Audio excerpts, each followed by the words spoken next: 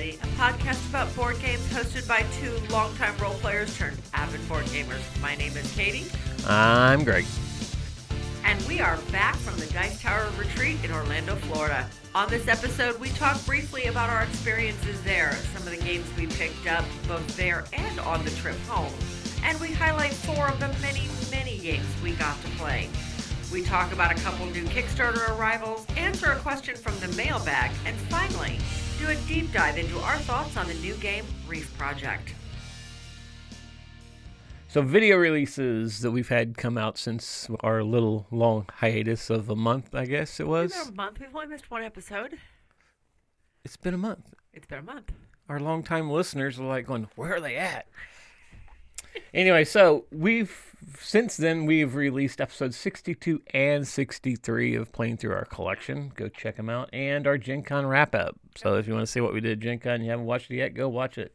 That is basically the only videos that have been out. We've got a few in the we've got a lot in the editing works right now. We've got like 3 or 4 of them already in editing, and we still got to record another one today. 64 is in editing. I'm almost done with it. I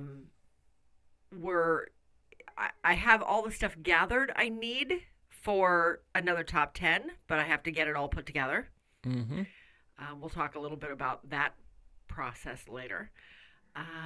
Then we are going, what is the other thing? The Dice Tower Retreat We're recording wrap-up. our wrap-up of the Dice Tower Retreat later. And I have an unboxing of something that came in that I have. Again, I've got all the stuff I need. I just need to put it into the program and start editing it. So I'm going to be busy the next couple of weeks. As you all know, we went to the Dice Tower Retreat. That was our vacation for this part of the year. It always is. We've been going this is our 4th year now. We lucked into getting some tickets during 2020 and early 2020 before the pandemic happened. And, of course, they canceled it because of the pandemic. Understandable. So all the tickets were good for the following year. So our first year to go was 2021.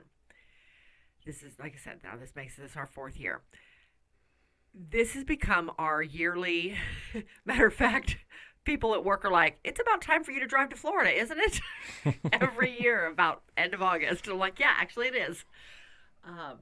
So the Dice Tower Retreat, if you've never heard about this, it's hard to get into. So I almost hate trying to sell it up, but you can get on the wait list, and you can do that by emailing tom@dicetower.com and just tell him how you heard about this and how you heard about the retreat and that you would like to be put on the wait list. Simple as that. Mm-hmm. So the retreat. The retreat is, as he put it, a gathering of friends, essentially. And it started out being like 60 people back in 2018 is what I'd heard. And then in 2019, it was like 80 people. Well, of course, 2020 didn't happen. 2021, we were up to a couple hundred. Yeah, I think it was like and that's 200. When we came in. Now I think we're at 300, maybe that's 350, because they changed locations. This is the first year we've gone to, well, not really the first year because they've done it there before, but long story.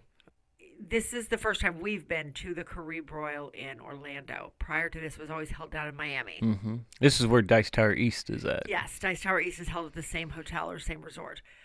Beautiful convention space. Very nice convention space. I actually got a chance to walk it for another reason. It was a really nice, large convention area. Mm-hmm. So, again, gathering of friends. Over the years, we have made some really great friends. It's gotten to the point now, it feels like a family reunion every year. We talk about Jeff from Tabletop Toolbox a lot. We met him here in 2021. It was his first retreat as well. And we all sat down and played a game together with another gentleman, and the 3 of us just became very fast friends. And that friendship has held strong for, 3 years now? Yep. So, to the point where we've been out to his house, he's been here. So yeah. Matter of fact, he's been here twice. Yeah, for Gen Con and for the 24-hour gaming marathon. But we've also met a lot of other people. And I feel like this year we got to actually play with people we've met but never played with. And we solidified a lot of friendships. Yeah. Matter of fact, we walked away. We were talking to one couple, Kristen and Peter. They live out in Sacramento. They live very close to where my mom used to live. And I'm like, man, too bad we didn't meet you guys a few years ago before Mom moved. Right. And Kristen's like, right? But we've also met people that live out where Mom is now. Yes, there's at least we met Gary and Tess today, or not today. Not today. But yeah, we met Gary and Tess. They live about half an hour south of my mom. Mm-hmm. And then, of course, we met Matt previously. But yeah, we met Matt at Dice Tower West, though, but he comes to the retreat. Yes, we keep solidifying that friendship every year at the retreat, and he lives about an hour south of my mom now. So next time we get out to Phoenix, we got some game nights to set up. Yep. And we even finally got to meet Matt's wife. Yes, we finally got to meet his wife. And then... Cannot think of her name now. I'm sorry. You're right, you're thinking. You should see the look on Greg's face. I don't remember her name. I'm so sorry. Oh, Matt, if you listen to this, put it in the comments. All right. Okay, so... I know he texted us with it. You keep talking. I'll look. Keep talking. Okay. Essentially, what the Dice Tower Retreat is, like I said, is a gathering of friends. It is 5 days of just nothing but gaming. It is considered a convention, but there are no dealers. There is no food hall. There's nothing. There is literally a library of 2,500 games, and that's it. And lots and lots of tables, and then lots of friends. Like I said, these people live all over the country, but yet we've gotten to know a lot of them. We're friends on Facebook now. We chat back and forth. There is an active Dice Tower Retreat chat that everybody is into all the time. It's just fun. Her name's Kim, by the way. Kim. Okay, thank you. This will be one of those vacation spots we never give up, because once you have the tickets, you're always eligible to get for the following year, unless you miss a year. Yep. Then you have to go on the waiting list. Then you have to go on the waiting list, and I don't want that to happen. But at the same time, I want other people to be able to enjoy it and to experience what we get to experience every year. So yeah, if this sounds at all interesting, I will admit it is a little expensive. The tickets themselves are not expensive. Just the hotel. The hotel is a little expensive. Yeah.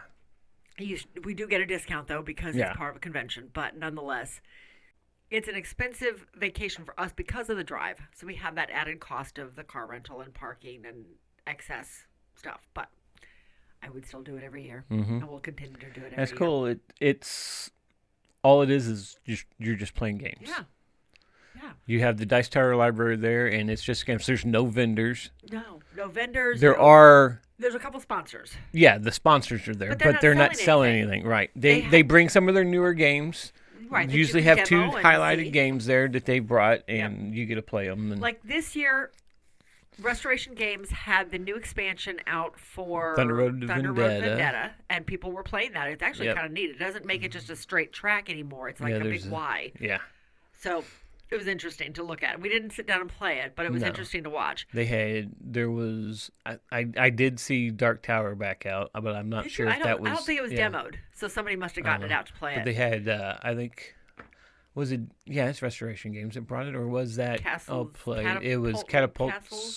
Catapult I had it in my head, yeah. Something. Anyway, it's one of the games where you shoot the catapult and you knock things off the table. Yeah. It's more of an activity than a real game, though. But we haven't played it, in my opinion. That's what it seems like to us, yes. So, basic stats for this one before we wrap this up. We played a total of 47 games during the week we were there. Now, we got in on Sunday night, so we started gaming Monday morning. We with people who arrived. That's the thing. I would say at least 24 of us arrive early. There by Monday, there were at least a couple dozen of us already there. So after taking the lunch over crowd the on lobby. Monday, after the lunch crowd dispersed because there was another convention there on Monday and Tuesday. Once that crowd dispersed from lunch and went back to their convention, we kind of took over the lobby area, and it's a pretty good size area with tables, and there's a couple food options down there, so everybody sits down there and eats. Well, we kind of took over a good chunk of the tables and just sat and played for the rest of the night. We took the two big tables, and then over on the other side of that one wall there's another larger table. Tables, So we played a total of 47 games from the 2 days before the convention all the way through the end of the convention. Now on Sunday, the convention wraps up at 4 o'clock, and then they leave the hall open till 8. But a bunch of us decided we didn't want to be forced to pick up whatever we were doing at 8 o'clock and move. So we just went back to the lobby and camped out there for the rest of the night. And we played till 2 in the morning. I had to say, the rest of the night and into the morning. Yeah, we played till 2 in the morning. So 47 total games, 39 unique. So we played a bunch of them a couple times. And we did. We played like Vegetable Stock. We played twice. We played not Legends. landmarks a couple times. Yeah. So things like that we played multiple times. We had 21 that were new to us. Yes. Ones we had never played before. Mm-hmm. So, yeah, it was fun. And we're going to talk about some of those as the episode progresses. I think I've already talked way too much already. So let's go into the games that we picked up either during the game exchange. Yes. Or on the road trip home. Mm-hmm. We did road trip for 4 days on the way home? Monday, we left Monday morning. We got home Thursday evening. 4 days to go 16 hours. Yep. That's the way it works. That's the way you do it. That's the way we road trip. And we've seen a bunch of it, and we'll talk about that in a minute. We'll talk about that in a minute. Okay, so new to the collection. Back to that. Yes. We have River of Gold. We have not played this. No. Adil was so trying to get us to play it. He was wanting to teach it. It wasn't for lack of trying. Yeah, because every time he would be available to teach it, he'd go there and the game was off the shelf. It was already on a table somewhere being played. That was one of the games that was hard to find on the shelf. It was always out. Bill even offered to teach it to us. And again, it was not on the shelf. It was out being played. So we bought it. Yep. So then we finally got to play Force Shuffle. This came out last year, and there is now an expansion out for it. And it was surprisingly not what I expected. It was thinky, but yet there was some strategy involved in because you're taking cards and discarding cards in order to build cards into your tableau. Yeah. But as soon as that center area gets to 10, all of them wipe away, and you can no longer grab from there until more come out. So yeah, I liked it. Yep. I liked it. One of the games we picked up in the exchange, now mind you, they take everybody's badge, they scramble them all up, and they start naming them off. So if you're lower, your name gets called later, you're liable not to get great games. Most of those games are gone by the time. And that's usually where we're at, except for the 1 year, and we've talked about that and that. But this was one, Council of Four, I picked up. Yeah, the box would have never grabbed me, so I'm curious to see This is one I've looked at it on the shelves a couple times and thought, well, I don't know a lot about it, so I won't pick it up yet. But worst case, we sell it, or we take it back with us next year and put it right back on the table. And this was the second time through, because usually you end up with two. You bring one game, you end up with two. Yeah.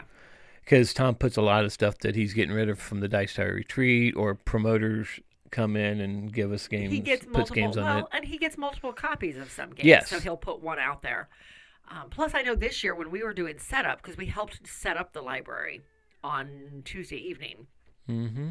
So during setup, I overheard one of the guys talking to Tom, saying, "Hey, I brought all the games." They do a virtual flea market there too, so you post all your games on BGG that you want to sell, and then everybody meets at a specific time and trades, basically. So one of the guys said, "Hey, I brought all the games that didn't sell in the virtual flea market. Can I put them on the table?" And Tom said, "Sure." I don't know how many it was. I didn't see the pile. No. But I thought, ooh, that's actually a good idea. I should have done that. I would have gotten about 10 more games out of our house. But, oh well, next year. Yep. But yeah, Council 4, like I said, I've been curious about it. I've heard some things about it. So it'll be an interesting game. Yeah. Then you also picked up Monuments. I did. Monuments was my second trip through. It was a deluxe edition. It was just sitting there like it really wanted to be picked up. It's a big box. Yep. So I thought, okay, fine. This is one when it came out on Kickstarter and everything. I remember there was trouble with it, and then I was reading some of this. The trouble is the rule book is horrible. Oh, okay. Hopefully there's some good videos hopefully we can dig through the rule book and figure it out. Next is Intrepid. This is a co-op space game. This is the one I originally picked up, the Twilight Imperium Rex. Yes. And when I got to the table, I'd realized it's a 3 to 5 player game, which is nothing but confrontation, which we don't like, and we don't get 3 player games played that often. Right. But then Adil's wife came back with Intrepid, and he already had it. So I said, "You want to trade?" Because he is all about the confrontational games. He loves those battle games. He does. So we traded. So now we have Intrepid. I don't know anything about it. It's a space game, and it's co-op. So So what the heck? Well, we can break it out on one of our co-op Sundays if we don't do it before then. And there you go. So there you go. We have now Windmill Valley. This is one we picked up on the road. Yes, we bought this. It was actually the last thing we bought from a store in Louisville. One of the stores in Louisville. I think so, yes. Yes. I don't remember the name of the store. Nope. But one of the stores in Louisville, there's a few of them. Mm-hmm. Yeah, they had that. Yep. At a decent all price. About, so. I guess, building windmills and planting tulips. It looks gorgeous on the table. I saw it out on the table several times. It was one of those I really wanted to try. It was actually on the table for the exchange. And, of course, it was gone by the time either of us got up there. Mm-hmm. But so I was curious about it, and I've heard really good things about it. Yeah. So we'll see. Yeah, we're going to talk about these more heavily in our wrap-up video for the retreat. So we're just going to skim through all these. Then we also picked up the expansion for Heat, Heavy Rain. Yep. Haven't played it yet, but it adds another player. Yep. Definitely adds another season. Player and another map. It adds Mexico and Japan, I believe. Yes, both of which have puddles on the board that you have to navigate through. Mm-hmm. So it changes some of the corner complexities. Mm-hmm. Then I picked up, after everybody has 2 games, there are usually some games still sitting around that nobody picked up, and everybody's free to take them. Whoever wants them can grab them. And I picked up Nicodemus, looked at it, and then put it back down. And then somebody else picked it up. I was like, oh, I should have just kept a hold of that. And they instantly looked on the back, and it was in French. It was in a different language. French or Spanish. And he put it back down really quick, and I said, nope, I'm going to grab that, because when I looked at it, I was like, oh, yeah, it's in a different language. But you can go to BGG, and usually there's rules from different languages on there, and I just printed it off. Yeah. So that is Nicodemus's kind of a cool game. We got to play that last night. It was good. Or yesterday, day before last, whatever. It was good. I liked it. Then we picked up Mlem. This is the cat in space. Cats in space, essentially.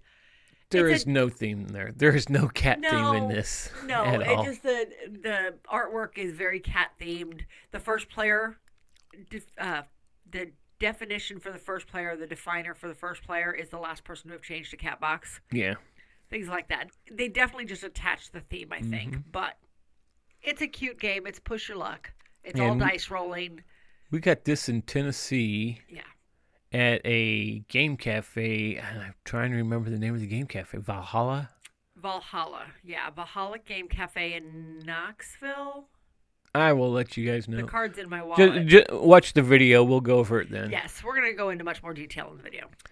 But, yeah, he just opened, too. He just had a successful Kickstarter to get it up and running, and he'd only been open for a few months, so... That's cool. And while we were there, when you went back in basically to get his a card, so we can kind of talk about it, which I guess we don't have the card around. So. It's in my wallet. Okay. I can go grab it. He gave you the game Brewing Shenanigans, which is designed by a local there in Tennessee, which we believe was in Knoxville. We're going to get that card and let you guys know. But this is a little game about brewing coffee. It's a really easy game. It's a 2-player game that takes 10 to 15 minutes long. So it comes in a small box, so it's great to bring into any place like a coffee shop or a pub or even at a restaurant while you're waiting for your meal. It's easy. He also said about it that if you have multiple games of it, you can play multiple players. So if you have 2 games, you can play 4 players. And after playing it, I think it would do better at a 4-player game, but we'll see. Okay, so I found his card. So we were way off? We were way off. He's actually in Pelham, Alabama, which is just south of Birmingham. It's in the outskirts of Birmingham. And what is the actual name of it? It's Valhalla? Is Valhalla's Board Game Cafe. Okay. So if you're in Birmingham or south of Birmingham or even traveling through, go by and check this place out. It's a really nice place. It was a very nice place. He's got a very nice setup. Mm-hmm. Small selection of games for sale, but an entire wall of library, and you pay $10 and you can play for as long as you want. Yep. For the entire day. So yeah, it looks like a nice place. He's got walls of other things. I mean, I think he's got all sorts of memorabilia and collectibles and things like that. Yeah. On the other, sells coffee too. He sells coffee grinds and things like that. So. Mm-hmm. I wish we'd had more time to just sit and play, but unfortunately we did not. At that point, we'd already had a hotel reservation further north we were trying to get to. Mm-hmm. So the next one we got is, well, not the next one in order, though. No. It's just another one we got is the North Seas Rune Saga. This is what brings together all three of the North Seas games. It's the expansion for that. Then we also got Explorers Rocks of Ruins. This is for the Explorers of the North Sea. We got a lot from the North Sea segment. And we also got the Raiders Field of Fame for that. And now we got Rocks of Ruins and Field of Fame at the same store. Correct. And this is a guy that we met 5 years ago. Yeah, it was on our 30th wedding anniversary road trip, and we came through there. We'd seen him on Facebook or something like that, and I believe we had talked to him through there. And so we came back to find the store, but didn't realize it had moved. Right.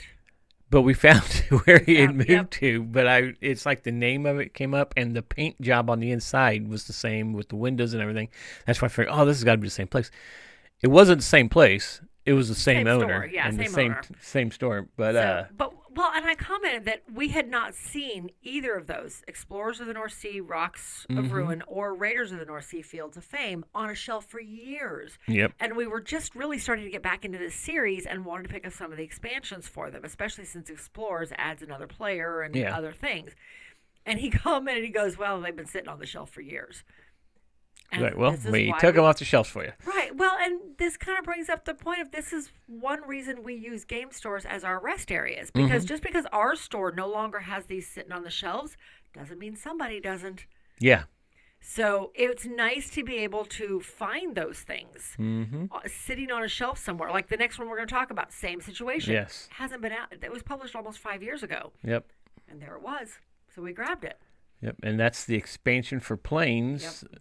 From AEG, Round Trip. Yes. Didn't even know it had an expansion. No, I had no idea it had an expansion. I mean, I should have known because trains and automobiles both do. Mm-hmm. And I know there's an expansion that supposedly ties all three together, which we passed up years ago, which we really shouldn't have, but whatever. Never see it again, I'm sure. But, so I was happy to see this one.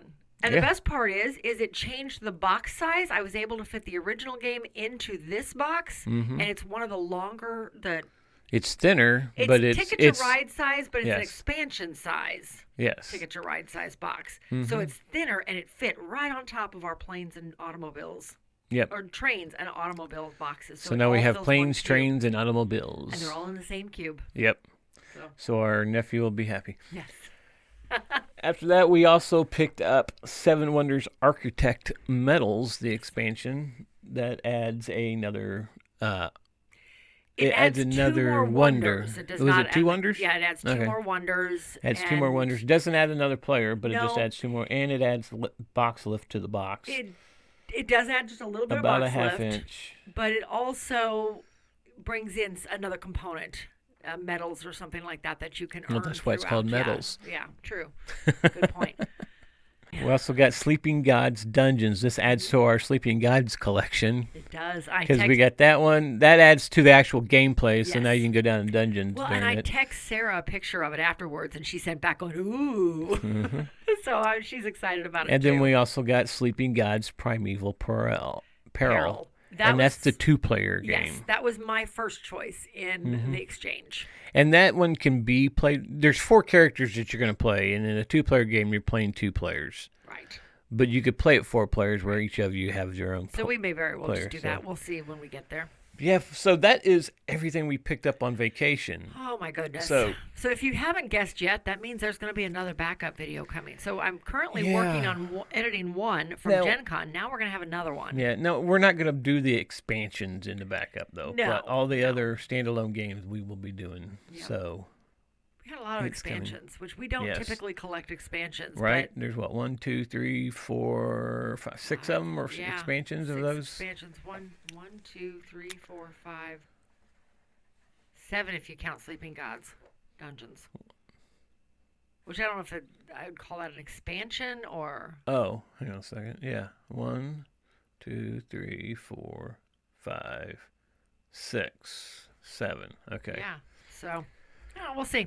I'm looking forward to digging into each and every one of these. So. Yep. Okay, so again, as we said, we road trip on these vacations and we stop at a lot of stores. We also stop at a lot of national park stuff. So we did do a little bit of that. We got to see, on the way back, we stopped by the Tuscany Airmen Memorial. That's one I've been wanting to go to. Yeah, in Tuscany, Alabama. Yes. It was pretty interesting. Mm-hmm. It's not huge. It's on the original airport Yes. grounds where they actually trained. Yep, and two of the hangars are still there. Yep. And this is World War II era. Mm-hmm. So basically, and I'm going totally off memory here from what I was reading as I walked through the museum. The Tuscany Airmen, this location was established or used to train pilots, African-American pilots who wanted to do their part and fight for their country in World War II. And of course, this was before segregation or during segregation, before desegregation. So of course, there was always, that barrier, the race barrier still at this point.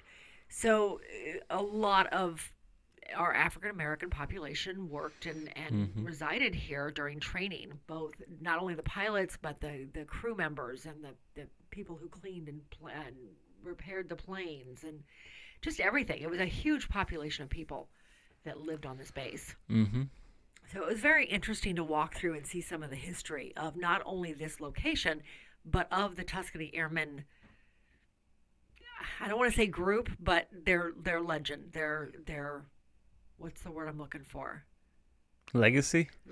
Maybe that's the word I'm looking for. I don't think that's exactly it, but close enough. But anyway, it was an interesting sight. Yeah, it really was. And they even talked about I was always wondering why the red tail. Yeah. But it actually said in the red tail that it was the mechanics.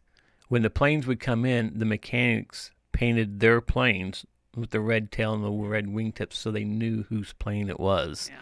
That it was. It was part of the Tuscany group. Tuscany Airmen group. But because of the time period, that they didn't take as well care of the plane. Right. So, I mean, I know that's bad to say about nowadays, though, but that's how they identified them as that is the as they said in the story, the Negro wing of the Army or whatever it was that they were with. But that was their identification marker, and the Tuscany Airmen just went with it. It's like, we have our own little group now. Yeah. We're well known. Well, and I think at one point it said that they turned out some of the best fighter pilots. Yeah. That the Tuscany Airmen. Yeah, they have a wall in the museum. The wall, they have a wall of all the awards that all the airmen won, and it's like a very, very long list. Yeah, it was a neat museum. Yep. So, and it was all done in the hangar, so there's no air conditioning. Mm-hmm. A little warm, but I thought they did a pretty good job with it. Mm-hmm. I thought it was a very neat museum, and it's free to go into. But they, as most national monuments like this, they have the donation box there that you can donate to. Mm-hmm. But it's free to go into. It's a very interesting walk through it. So definitely recommend checking that one out. Their Tuscany Institute was also nearby, but we didn't get a chance to go to that one. Mm-hmm. So, but yeah, very good. The only other national thing we did was a little park. Little River or something? Little River National Park. Little River National, it wasn't a park. Recreation it was a area? Recreation area. Or preserve. It was a national preserve. Yeah. So we got to go through there, and it was a nice drive. Yeah. It was a beautiful drive, especially the trees are starting to turn colors. I can only imagine what that place will look like in another 2 weeks. Mm-hmm. As some of this colder weather starts dipping south. It was gorgeous. You be quiet about that. Anyway, so those are a couple of the national things we did on our trip. Mm-hmm. So, shall we move on? Move on to Kickstarters.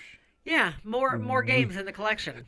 We got a couple of Kickstarters, and now one is just an upgrade. Yes. This was Transmissions. They came out with a second edition, and they upgraded some of the tiles. Is the only real change in it. Yeah.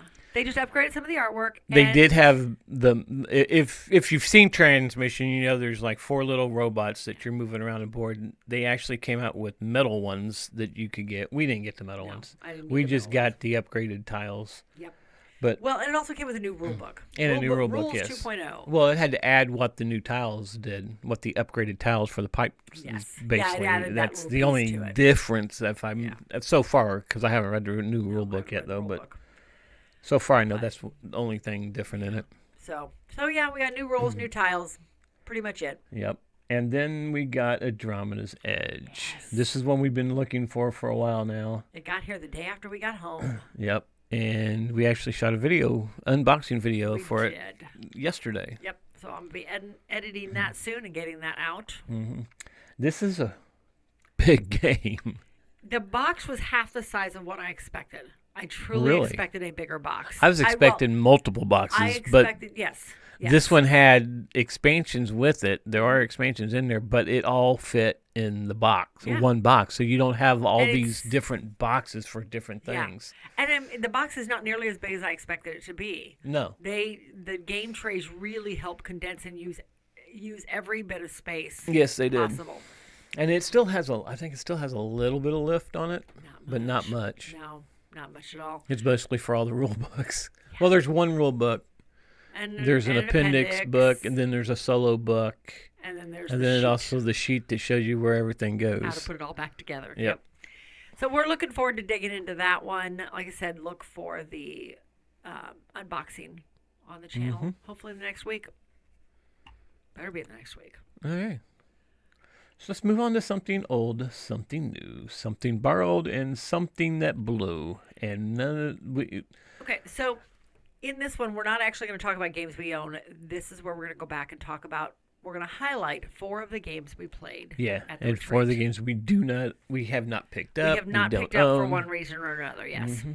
Okay, so where do you want to start? Let's start with the big guy right there in the front of the line there, Arcs. Okay. This is a game that was not on either one of our radars whatsoever. Nope. Because we had heard it's confrontational. It's confrontational, yeah. It's space battle. So we had just finished playing a game with Peter and Kristen from Sacramento. And Peter pulled this one off the shelf. Said he'd always heard about it. He wanted to try it out. Okay. Well, I'd say it's like, well, I think that one has some confrontation in it. And they're not into confrontational games either, though. But he was very curious about it. Yes. Kristen was kind of curious about it. I was curious about it by seeing all the things. I was like, well, would it live up to the hype that it's been getting? Yeah. It's by the same guys who made Root. Yeah. And we've never played Root and don't have any desire to. Despite our friend Root Shirt Guy. But anyway, so Arcs. This one, the board is a big circle of space lanes. So you have your fast space lane in the center, around the center of the board, and then each side has a sector off of it. Each of those space lanes has a sector off of it. So you can travel from sector to sector, or you can hit the space lane and travel all the way around to a different sector, provided somebody else isn't in the space lane, because that stops you immediately. And that had a certain name to it, whatever it was you did. I don't remember what it was called. Yeah, you could... Slingshot. You could slingshot through the center space lane to get to anywhere. And that's when I didn't fully understand it at the beginning of the game until Peter actually did it, I think, did he? Yeah. Well, because if somebody else was in the space lane, even one vehicle was in the space lane, you stopped. You had to stop because you couldn't move through it. You couldn't slingshot through it.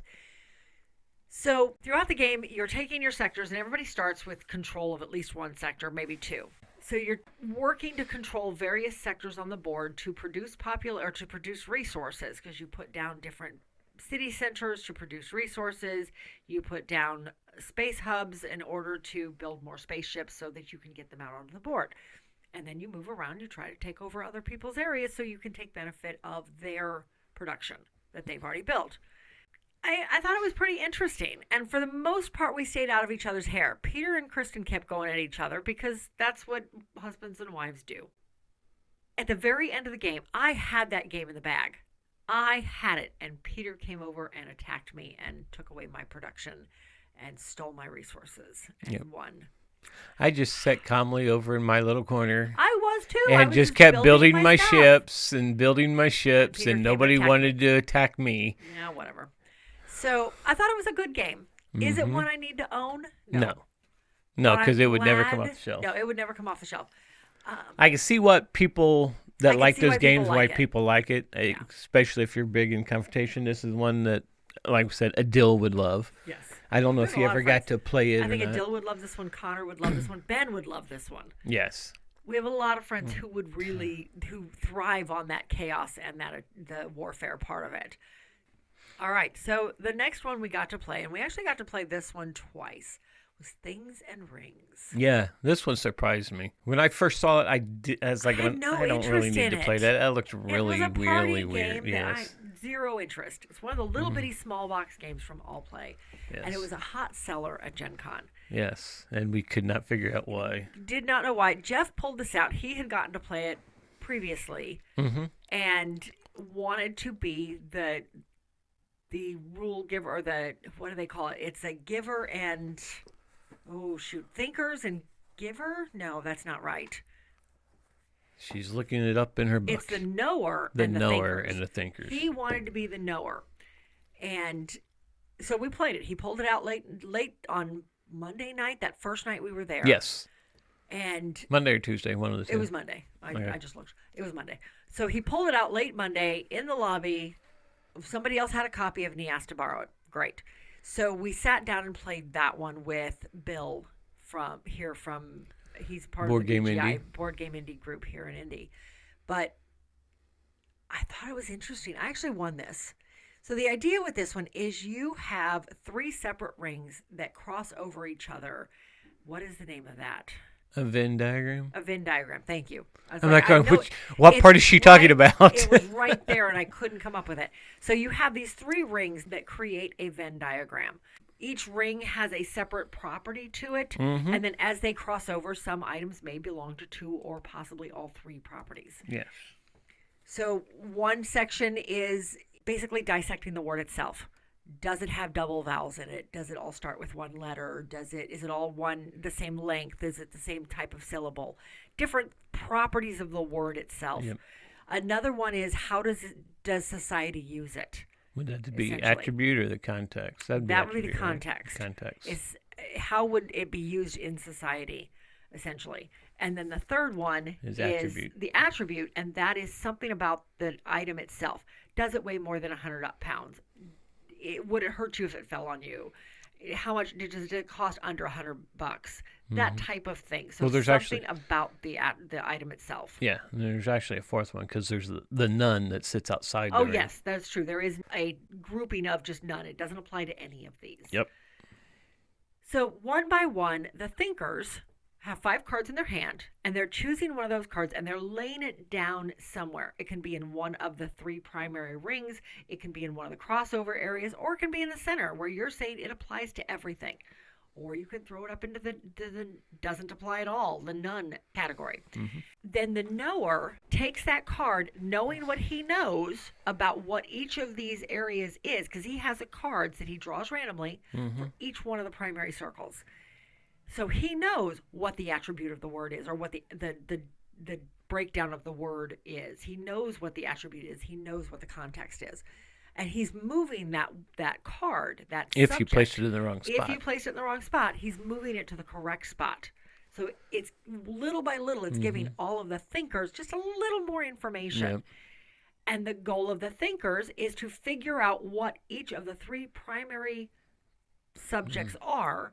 And get rid of all your cards. Yeah, by placing them in the right place. If you get in the right place, you get to go again. But not draw a card. And not draw a card, you have to draw another card. Correct. So, like the very last game, we played this twice. The very last game we played, the context of the breakdown of the word was it had double letters in it. It had 2 E's or 2 T's or whatever. The first game we played, that was all the words began A to M. That was rough because nothing made sense until he said that. So, but I still won somehow. I don't know how I won that first one, but I did. It was pure luck. But like one of them, the context was it cost less than $100.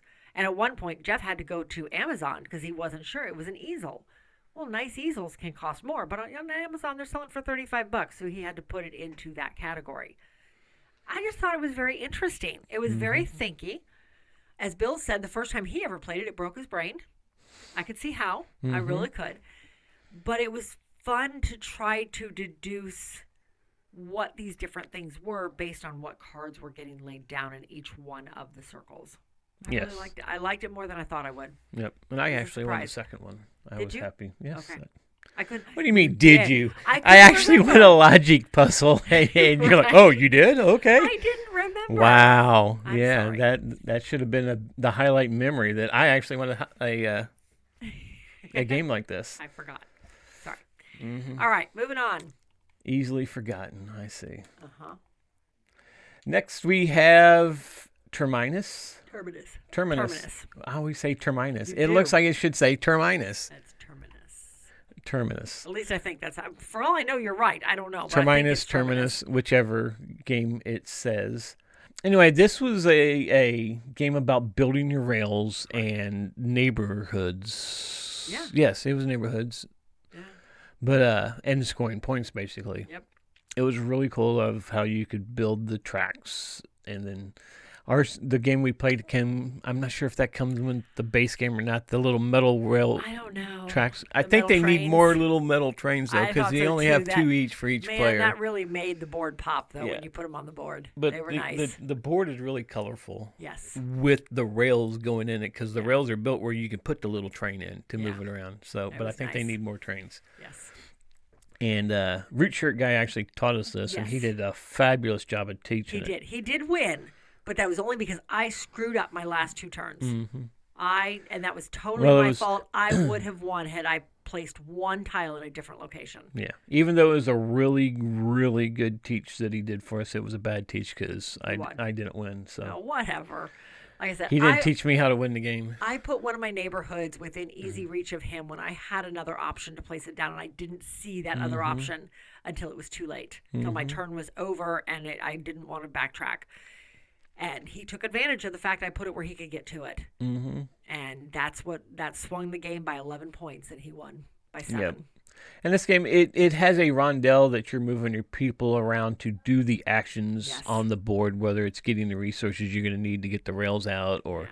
or going around and picking other things up off the was- board. It's really cool. Like I said, we will go into these games a little bit more in the wrap up, but at least a little bit more than what we're doing right now.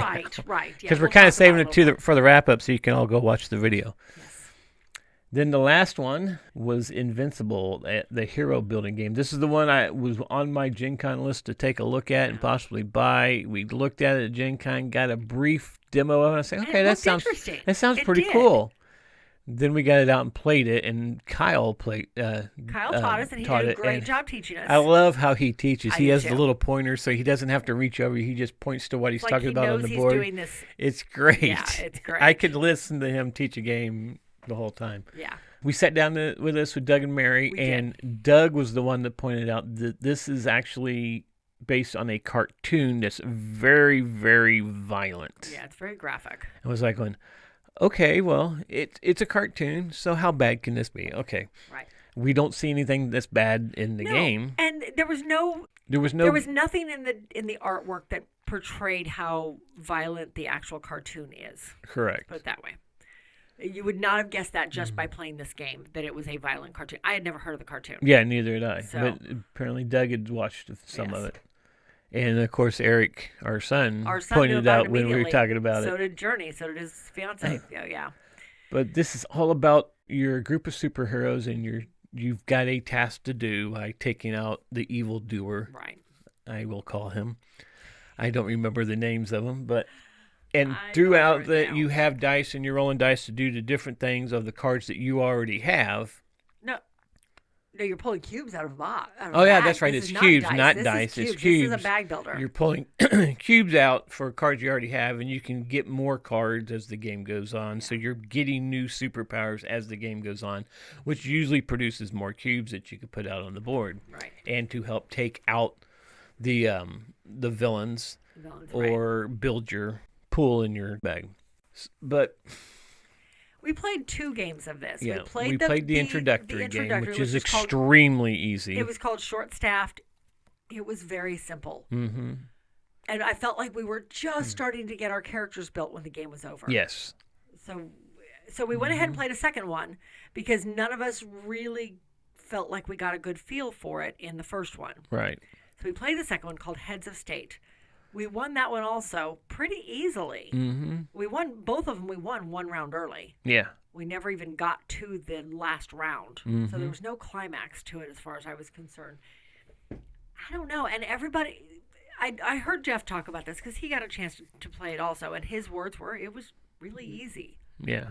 I guess as you get further on, maybe it gets harder. I don't know. But in both of them, I felt like I was just starting to get something going, and the game was over. Yeah. I didn't get to enjoy what I was building. Right. So, but some people say that's the mark of a good game. Mark of a good this is kind of a tableau builder. Yeah. Because you're putting out as you get new cards. You're building new powers and cards. So I don't know. I'm glad we didn't spend the money on it at Gen Con. Yeah. I've played it. I'm glad we got a chance to play it. I don't think it's something I need to revisit. Yeah, and I can see people really liking this if they know the cartoon. Yes, I think if you know the theme and you're familiar with the theme because you're playing the characters straight out of the cartoon. Yep. And I guess some of the battles you're doing are straight from the cartoon, which is fine. Not knowing anything about the IP though, just kind of fell flat with us. Each round you had like an event that was going to happen, and the events just make people attack you, and but if you take out the minions and there's no minions there, nothing happens. I don't think we even had one event that was bad that hurt us in any way. Yeah. So I don't know. It was okay. I don't need to revisit it. No. So that is our something old, something new, something borrowed, and something that blew. None of them truly blew. So there's 2 games that we didn't need to buy. If I had to pick a game that blew, it was Invincible out of those. Just because, it's one it was okay, but it's not something like I said, I don't need to revisit it. Okay. Moving on, we actually got mail this week. We did. We have our question from our listeners. This is from Christian Kaufman from our Facebook group. She's been a long-time listener of the podcast, she said. So, welcome, Kristen.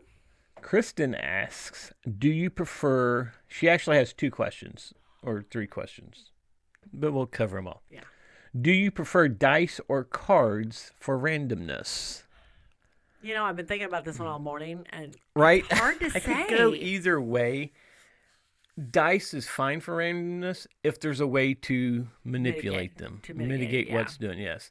But I think I would lean closer to cards. I think I lean closer to cards. I lean closer to dice for your push your luck type stuff. But for randomness, I think I prefer the cards. Yep. So we agree there. So the next is, what other legendary sets do you own besides Marvel? Okay, so we have a ton of Marvel. And I actually pulled up my spreadsheet here so I can go into it. Let me scroll up to the L's. It's a long scroll. Hold on, guys. I'm still scrolling. And I'm still scrolling. There we go. Okay, so currently in our collection, of course, we have Marvel. We have Big Trouble in Little China. We have Buffy the Vampire Slayer. Dark City is a part of the Marvel world.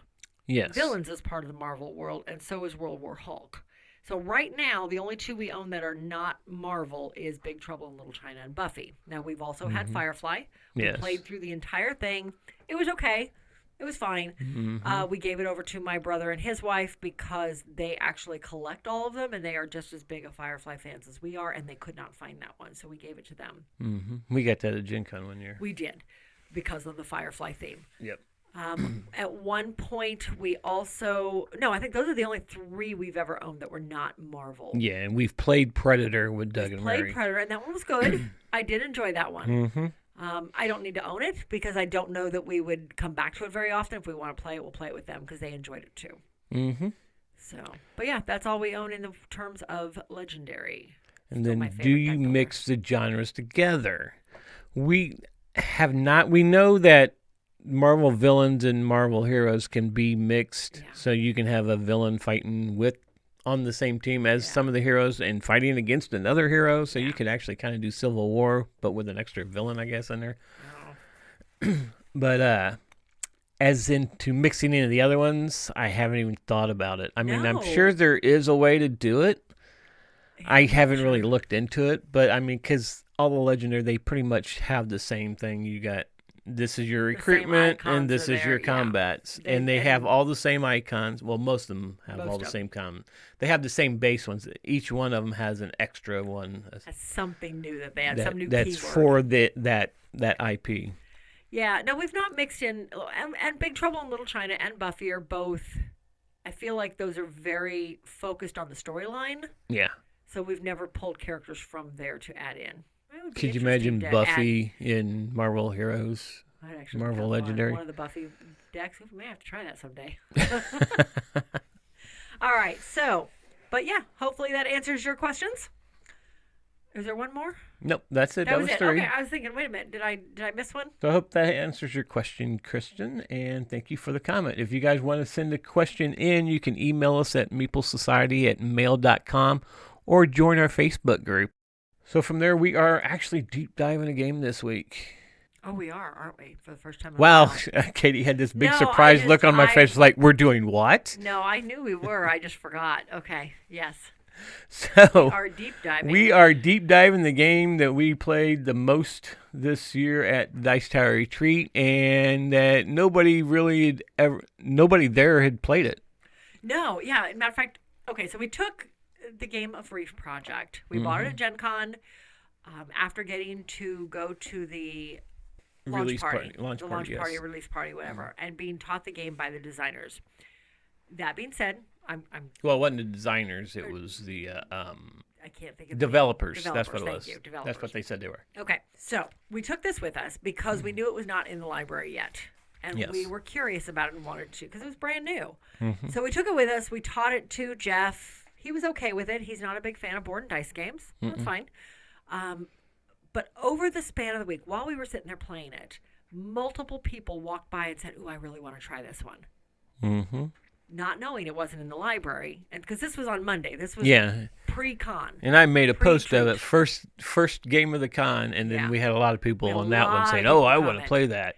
So I set up some demo teaches for Friday, and ended up teaching a total of 2 different time slots, a total of 3 games, because we borrowed a copy. One of Matt's friends, Root Shirt Guy's friends, had brought a copy also. So we borrowed their copy and taught 2 games at the same time. You were running one, I was running the other. And then I taught another one earlier in the morning. So this got taught a lot. All right. And everybody loved it. So here's our breakdown. All right, I'm going to go over the game overview first and then just a kind of a brief summary of the rules. Game overview. During the game, players take on the role of researchers and saviors of the ocean. You will sail the seas, hire crew, explore the coral reef, and try to restore it to a healthy state. To do well, you will need to efficiently manage your resources and energy, clean the ocean sectors of any pollution, and accomplish as many missions as possible. On their turn, players will choose to recharge or travel. If you recharge, you gain all the rewards along the victory point track. If they travel, they may deploy reef balls, move their ship, play mission cards, and perform various actions. The game is played for a variable number of rounds. Once a player passes the 22 victory point threshold, their turn is immediately interrupted to allow for the objectives to be handed out and chosen by all players, following a special set of rules in the book. When a player has crossed the 45 victory point threshold, the end of the game is triggered. At this point, players complete the round and play one more final round, after which final scoring occurs and the player with the most victory points wins the game. So that's the overview in the rule book. So, basis. Recharging, it gives you extra energy. You have to have energy to move around at the beginning of the game. By the end of the game, you don't need it so much. It's not as important because you've already laid your network and you can travel a lot of the areas for free. In the beginning of the game, recharging gets you more energy. It might get you some other bonuses as you progress up the victory point track, because you only get to take advantage of the bonuses on the victory point track that you have passed with your marker. So you don't get them all. So you can recharge. Again, that gets you energy. Or you can travel. Traveling is moving your little boat around to the various islands on the board. The board is set up randomly every game. This plays 2 to 4 players. It actually has 2 sides of the board. There's one side of the board plays 3 or 4 players. There's a couple of small cardboard inserts you put onto the board to make the board just a little bit smaller for 3 players. So it does change it. The 2-player side, which we have not yet played with, we have not played this 2 players yet, is a lot smaller. It makes it a much tighter board. I'm curious to play it at 2 players and see how it does, if it feels the same as it does at 3 and 4 players. I will warn, at 3 or 4 players, this can be, especially new players. I think every game we taught was between 2.5 to 3 hours because everybody was new. I'm sure if we played a game on our own, it'd probably be about that 90-minute mark as listed on the board, or the box, I mean. Okay, so you are traveling around from island to island, the key being only one person can be on any one island at a time, with the exception of the start island, because it's where everybody starts. Each island gives you bonuses. It gives you specific actions that you can do, whether it be to get more resources or to move up one of the various tracks on the board. There is a research track, and this is ultimately a tiebreaker in the game. This breaks the ties on everything, but it also provides victory points at the end of the game. There is the diving track. There is the fish track. There's a number of different things that you can move up to get points on the game and to get more actions throughout the game. So you're moving from island to island, doing what that says. There are cards to play that they're called mission cards. You have a hand of these, and you get a bonus from the card if you activate it on the island in which you are sitting. Each card is specific to one island or one action, though, so you can't activate the octopus island if you're sitting on the fish island, and vice versa. Some of the cards just give you a bonus for going to that island. You still do the action of the island. Others give you a stronger action, but you do not do the action of the island. You only do the action of the card.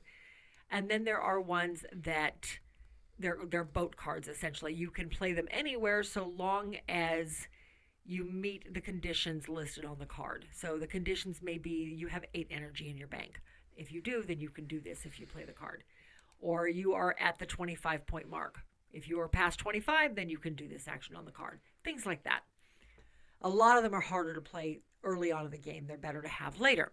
The cards also provide a set collection aspect at the end of the game, as well as points. You get a point per card, a point per mission you completed. But then there's also the set collection aspect that gives you more points. Okay, so you're moving around, doing the actions on the islands, getting your points. You're hiring crew members. The crew members give you more actions. They give you ways to get more energy, ways to get your reef balls out. The reef balls, and I was reading about this, a lot of them, in several plays, I heard people calling them buoys. They're not really buoys. No, they're not. The reef balls are literally implanted into the ocean to help the reefs grow. Yes. They feed the reefs, which I thought was very interesting. I was reading that somewhere in here because there's a bunch of things. There's a bunch of little orange notes in the rule book. Yeah, and that makes more sense than them being just buoys. Yes. The buoys make sense in terms of being able to travel from place to place. Right. But the reef balls gives the coral something else to grow on too. Correct. As you are traveling from place to place, each island is separated by anywhere from 1 to 4 energy icons. Markers, yep.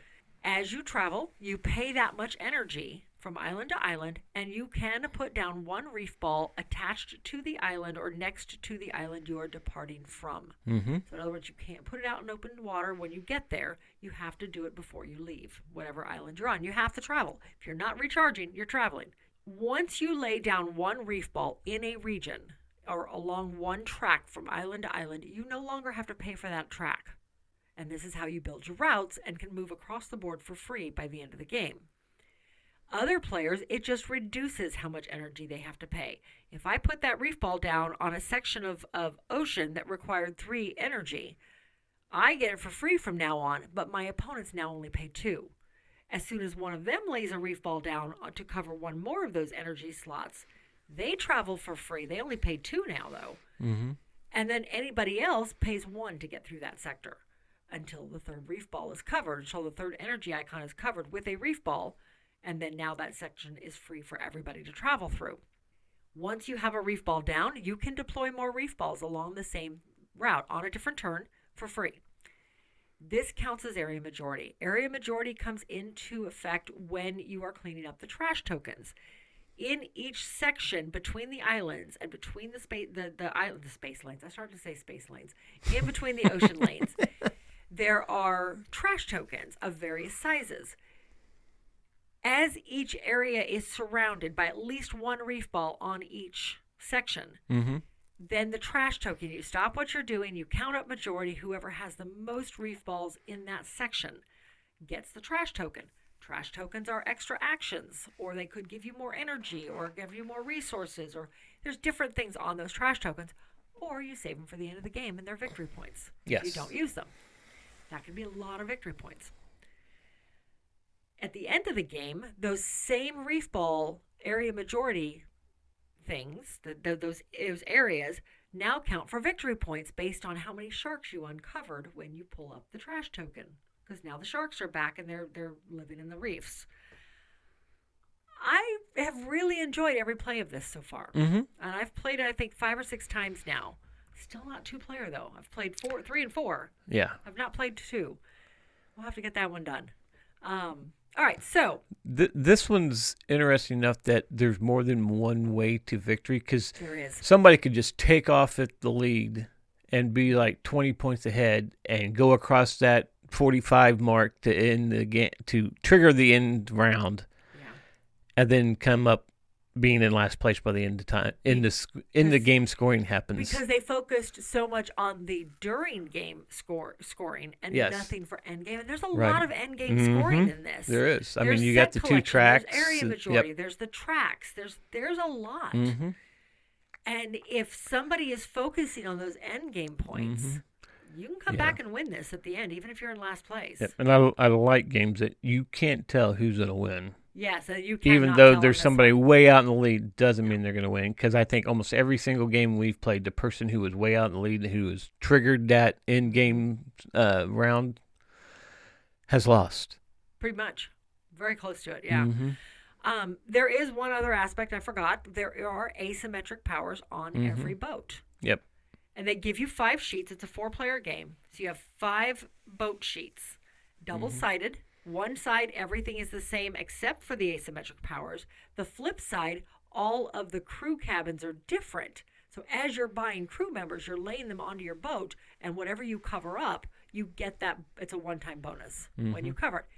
On the B side of all of the sheets, those are different. So you're not getting the same thing as everybody else. There's a different strategy involved in how you're laying your crew members down. We haven't played that side yet. We've not. Because we've been teaching it, yes. So, okay, so let's break this game down. So we're going to do this a little bit different than we normally do. We're going to break it down in 6 different categories, and we're going to kind of rank it on a scale of 1 to 5.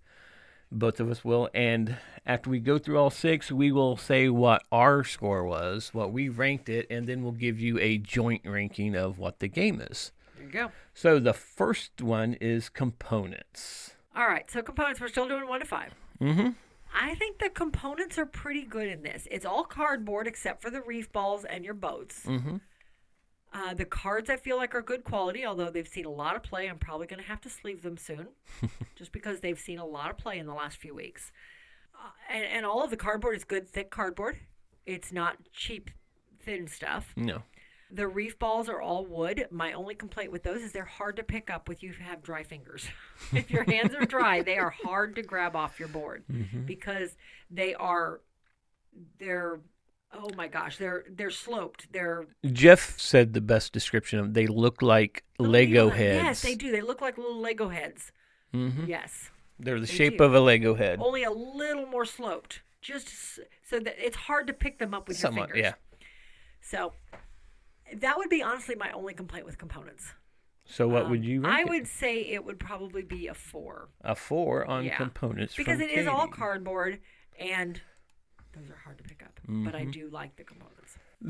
Like you said, the components are great. I do like how the player boards flip up. Yes. And then you slide in your ship boat, whichever side you're going to do it, and then put it down. So it makes it dual layer so it keeps things in place. Yes. It keeps the crew members in place and everything, The crew members actually go into like slots in their rows so they stay in place. The biggest complaint about the components I have is that the orange and the pink or lavender are way too close. It's very hard to tell when they go out on the board, especially with the reefs as to what color it is when they're side by side. They needed to be either the orange needed to be a different color or the whatever color, pink or whatever. Something needed to be brighter. Yeah, because they are very, very close. In the wrong lighting, it's hard to tell. And like the lighting in the Caribs. The Carib was really bad anyway, so it was kind of really hard to tell them apart. I think I forgot about that. That's one of the only things that I don't like about that. But I mean, the wooden ships, they're screen painted on the side, so you know what they are. They're fine. They work for what they're doing. And like you said, the reef balls are kind of hard to pick up. If you got fat fingers or your fingers are dry. If you don't have fingernails to grab a hold of that top little nub. It's hard like to grab. Every time I did, I just had to roll it out and then pick it up. Even that with the resource tracker, because they're little bitty discs, really small discs. So I would just have to flip it over to the next one. I could never pick it up and move it. I just had to kind of roll it up out of the one slot and into the next slot. So I am going to. Like I said, I forgot about the player boards being what they are, and those are really nice. I don't think it'll change my list, my score. I'm going to give it a 3.5 because I don't. You don't like the coloring? The color. The color is rough. Yes, I probably would have given it a 4 or 5, but the color it makes it hard. It does. Especially, Well, and it's not something we can fix. I mean, just grab some spray paint and paint the oranges a bright color or a brighter orange, a neon orange or something. I don't know. Am I going to? Probably not. Probably not. But it's possible to do it. Mostly because there's stickers on all of them. And I don't want to cover the stickers. And spray paint would cover the stickers. So, I don't know. So I gave it a 3.5. Okay. Artwork. I think the artwork's beautiful. The artwork on the cards is... The artwork on the cards is all pictures of the islands or pictures of a boat. It's pretty generic. But they do represent the islands very well. They tell you exactly what's on the island. It's easy to tell what island you're going to. And the artwork on the board is beautiful. I think it's gorgeous. So I'm going to give it a 5. I really like the artwork in this one. I feel like the iconography is all pretty good. Once you know what something means, I don't have to go back to the book. There's a few of them that you only see once or twice in the game that you're like, what are they trying to say? But as soon as you find it in the book and you read it, it's like, oh, okay, that makes sense. It's one of those types of things. Yeah, I would have to agree. The artwork on this is really cool, and I do like the fact that this is language. It's language independent. Independent, yeah, because there's nothing to read. It's all iconography, and once you learn the iconography, it's pretty good. It all makes sense once you know what. So I kind of agree with your 5, and I gave it a 5 as well. Yeah. Rule book. Okay, so we did definitely have to dig into the rule book on this one quite a lot because, again, we learned this in a large group setting off of a PowerPoint display. And, of course, it was, they didn't hit 100% of the rules, or if they did, I forgot some of them. And as we were playing, people would ask questions, as people do. You see the little icons on the board. They're like, what does this mean? It's like, oh, I don't remember. Let me look it up. I was always able to find my answer in a matter of minutes. I never had to hunt for anything. Okay. So I think, and I have not read through the rule book. We're talking about doing a full rules breakdown on this one for the channel. If I do, I'm definitely going to be reading through the rule book. So I have read the rule book probably all the way through, but piecemealed. I like the fact I've never had a hard time finding anything. I love the fact that it gives you tips. It gives you notes for your first game. I love the little trivia pieces in here. I think the rule book is pretty good. I think it's well laid out. There are a few of the icons I wish were a little easier to find. So, because there's a couple of them that were like, well, this one isn't exactly defined, but here's something very similar to it, and this is what it means. Okay, yeah, that makes sense. I'm going to give it a 4.5 because of that. Just because there were a few icons, we really did have to dig for what some of them meant. But again, once you figure out what they mean, it was easy to figure out from there. But we had to confer a couple of things because they weren't 100% outlined in here. This one, the rule book, I felt like there were some things I tried to look for and I could not find it anywhere. To the point where Bill picked up the rule book and started looking for it, and it was another set of eyes because I'd been flipping through this rule book so much with all the plays we've done of it. But he found it. He found it, though, but where he found it didn't make sense. Didn't make sense because you have the rules going through, and then they have these little, it's like areas that are surrounded by coral that are like tips. Yeah. So a lot of times you'll just skip over the tips because you're like, okay, we'll continue on, and if we need it, we'll go back to it later. But the rule about one of the things we had been searching for was in the tip. Well, it's not a tip. They mark them as important, but they're the same. See, it says important. Yeah, some don't always say that, though. It says tip or note. So, yeah. It's like going, do I need to read that? Do I not? And this one was under a tip. Okay. They highlight them, but at the same time, they highlight them in such a way you don't always. Right, you don't always read it. I mean, it's like going, this is some extra thing to read if you want to. You just didn't get the highlighting. Yeah, and the rule I was looking for was in one of those. It's like, oh, why is it in there and not actually in the rule book itself, in the listing of the rules? It's just like over here in a tip. It's like going, come on. Put it, if it's part of the rules that you need to know, like the whole 22 marking about that the game stops that instant, and then you draw up enough cards plus 1 or 2, and then the person on the lowest part of the track drafts their card first, and then it goes back around to the first person who actually went across 22. Yeah. We originally learned that when you cross 22, you get to take one of these cards. Right, that's how we remembered it being taught. Yeah, but it wasn't that way, and Bill found that in a tip, and I was like, okay, well, we had not reached the 22 yet, so we were able to play it that way in that one My group teach. had already reached the 22. Yeah. So with that, I'm going to drop mine down. I'm thinking of 4, but I'm almost thinking of 3.5 because I had trouble finding things. Okay. See, I never had any trouble finding things, but then again, I was also looking at the highlighted area. I thought, too, for a beginner, they needed to explain the cards a little better with, like, describe what the card does on some of them, or at least the a little bit more description on a lot of the crew members. Because there were some of the crew members we just like, what is that? And you could not find anything that would show you what it was. That's where I said that you had to kind of confer based on what other icons did. Right. So I think they could have added a page to it and listed the crew members. Yeah, because there was a lot of duplicates. What they did. It's not like there's how many crew members are in here? There are. I think I'm going to go with a 3.5 on that. There are 30 crew tiles, and they're duplicates. Yeah, there are duplicates. It would have been very easy to just. So there's like two of each. Yeah. Each type. So it would have been easy to add a page and add that. Yeah. Yes, I agree. Because we searched, me and Bill, when I was teaching that group, we looked through that book a lot when the crew member comes like, what is that? And then sometimes it'd be a crew member I somehow never saw, but we've gone through that pile so many times. Yeah. I was like, I don't know. Let me look it up. And I couldn't find it. And I was like, well, I think it's this. This kind of goes with this and everything. And Bill would look it up too. And he couldn't find it either. And Bill was great with teaching games. Yeah. And he couldn't find it. So, so I'm going with the 3.5. Okay. Theme. I love the theme. I mean, it seems to be a hot theme right now, cleaning up the oceans.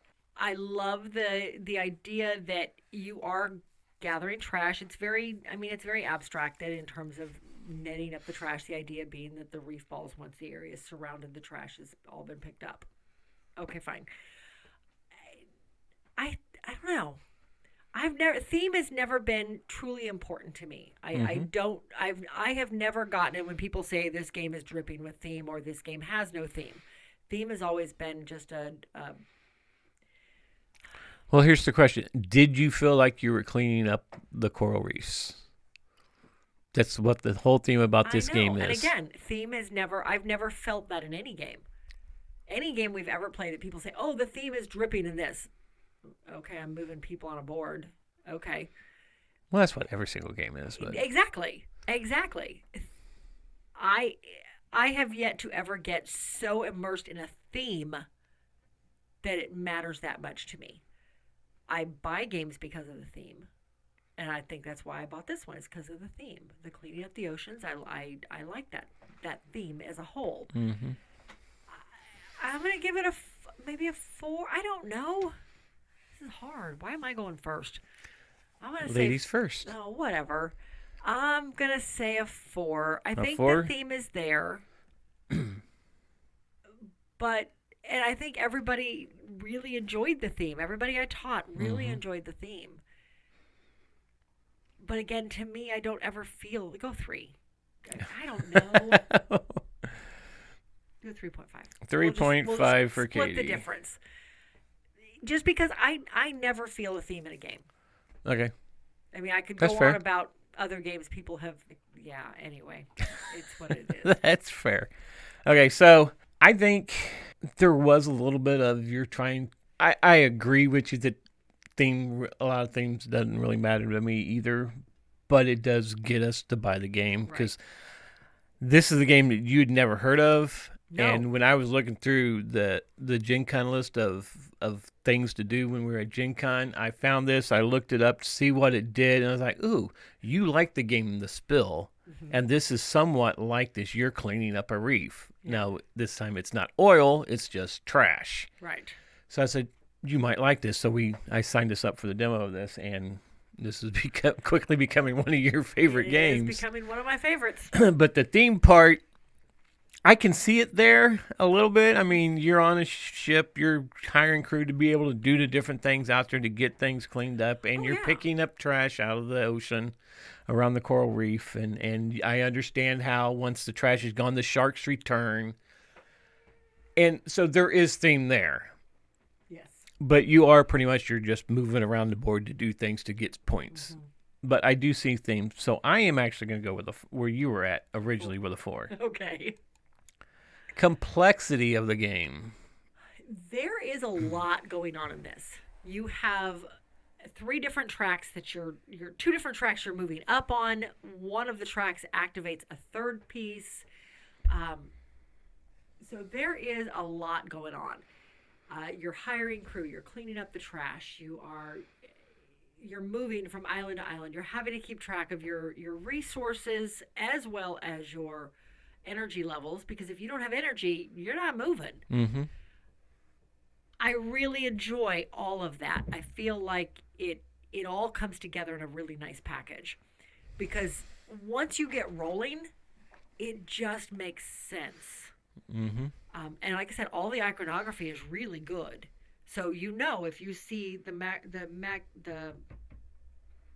I want to say microscope, and that's not it. If you see the microscope, the research track. Yeah, if you see the microscope, you're going up the research track. If you see the little diver head, you're going up the diver track. Mm-hmm. If you see the fish, you get to activate the fish track based on where your diver's at. I think I don't feel like it's overly complex, but there's a lot going on. Mm-hmm. There's a lot to keep a lookout for. Yes. I have not even looked at what the weight is considered on BGG. And I don't know that I want to know before I give my rating. I would say complexity-wise, I'm going to say a 3. 3 out of 5, basically. Okay. I think and that's good. It's not overly complex. This is not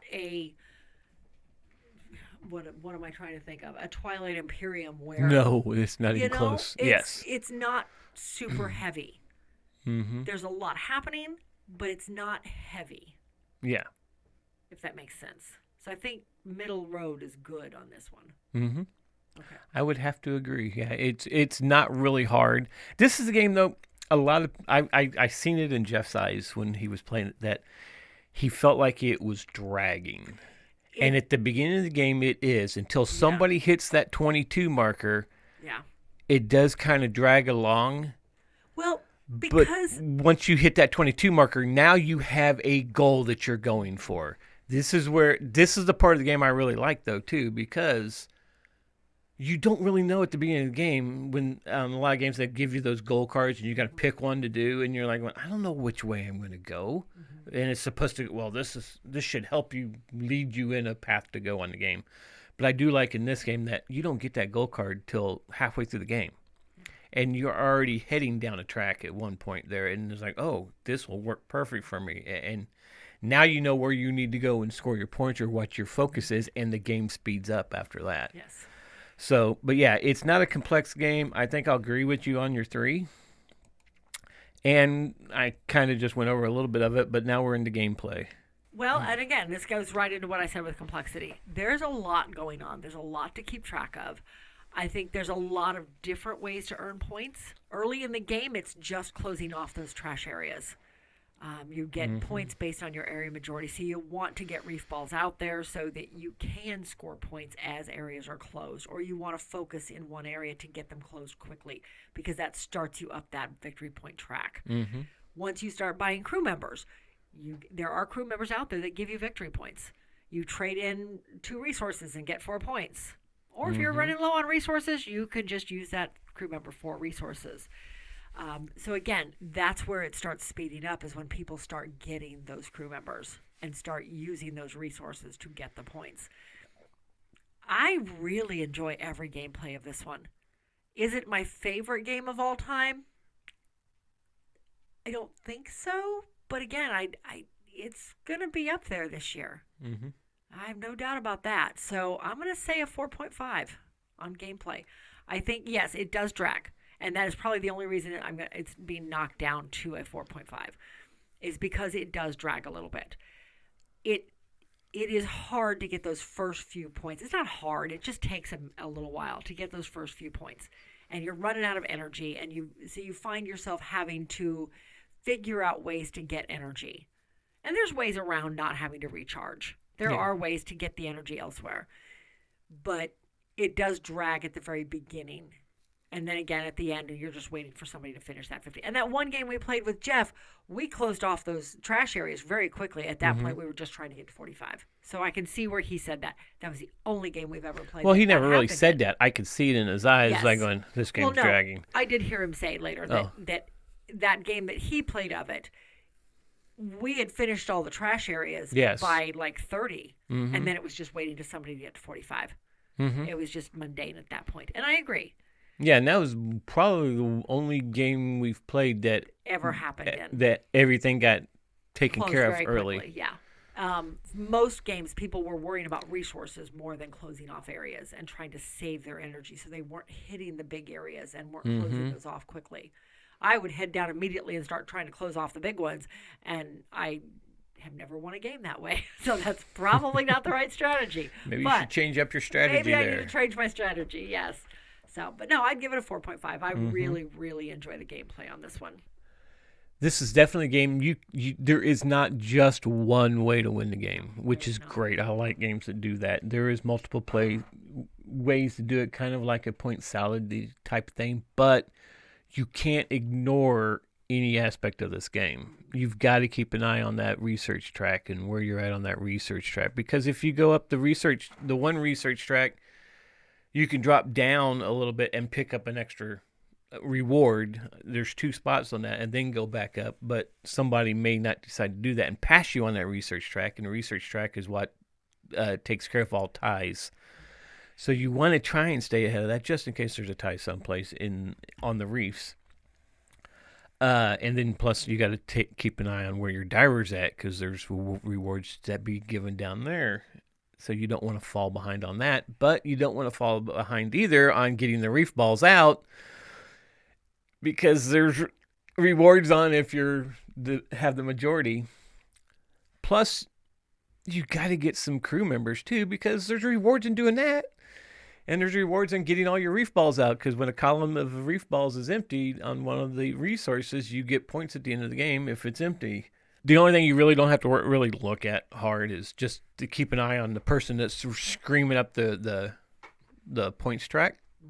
Because every game we've played, that person who screamed up the points track, and usually the one who has triggered the end game, is ended up losing, because he didn't build up a in-game points. So, yeah, I really have enjoyed every single play. You have played it more than me, because I don't want to burn out of it too quick. Because if we play a game a bunch, then I was like, I don't ever want to get it back out again. We've played it enough. So I'm actually going to give this a 5, because I have really enjoyed every single play that I've done of this game. So that is the categories. So at the end of the day, we are both at a 4. You're a little bit higher at a 4.08. So that brings our combined to a 4.04, which is above average. So a 3 is a good game, but play it before you buy it. So this is a great game. You may just want to go ahead and pick it up. We're not saying rush out and get it, but it's one worth being on your shelf. It's worth looking into. Yeah, absolutely. So that's Reef Project from Board and Dice. Board and Dice, yes. Moving along, this is where we normally do the hot seat. Okay, not normally. We've done it once. We've done it once. However, this is where we would normally do the hot seat. How about that? But however, since we're kind of running long, we are going to give Katie a stay of execution here because it was her week to be on the hot seat. So join us at the next podcast in 2 weeks, and you'll get to hear the questions sent to her. If you guys have any questions you want to throw out at her for the hot seat, go ahead and send them in. Oh, please do, because they've got to be better questions that come out of that box. I would much rather answer listener questions than hot seat questions. So this is going to do it for episode 72. If you like this episode or any of our content and haven't subscribed to the podcast, please do by going to iTunes, Apple Podcasts, Spotify, or wherever you get your podcast, and give us a rating and comments. This is how others find the show. But in the meantime, if you want to follow us on social media just to keep up and see what we're doing, just follow the links in the show notes. There you'll find links to Facebook, Instagram, X, TikTok, YouTube, Threads, Discord, and our merch shop. Or you can contact us directly at meeplesociety@mail.com. Thanks for listening, and we'll see you at the next one.